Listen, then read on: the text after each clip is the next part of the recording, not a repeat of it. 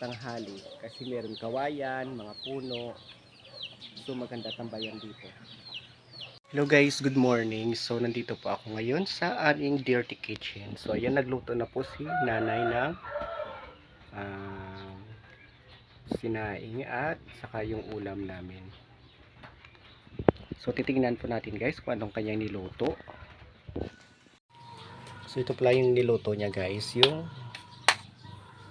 gulay, ginataan na munggo na may suso, may shells, may kalabasa, may okra, may talong. So masarap din siya guys. Ayan, tingnan nyo.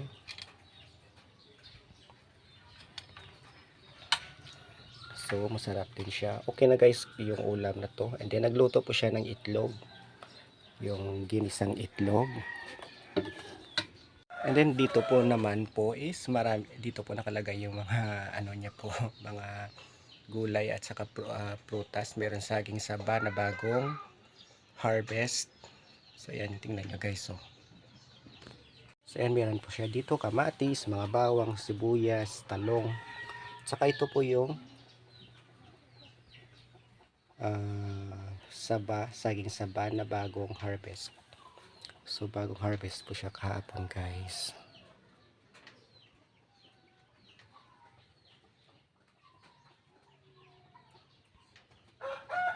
So ito yung mga stocks ni Modra. So dito yung duyan guys. Minsan dito po nagtatambay yung mga kapatid ko. Ayan. Kasi pag sa tanghali po siya, maganda dito, malilim at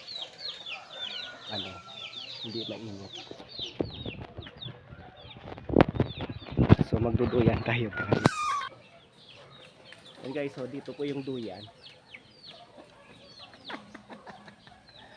So hindi po dito mainit pag tanghali kasi meron kawayan, mga puno.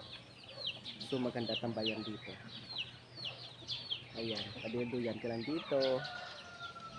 Yan, ito na po yung mga manok. So malalaki na, 5 na lang yung natira. Malalaki na siya yung mga sisiw niya.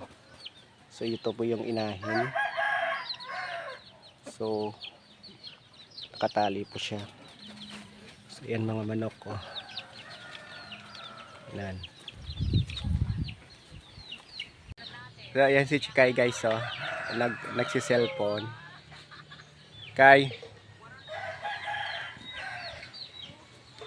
So maganda dito guys. Lalo na ngayong mainit ang panahon, summer. So hindi siya mainit dito. Maganda ang lilim ng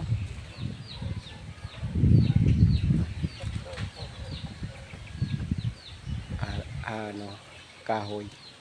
Saka mahalamig siya. Hindi siya mainit. Ayan.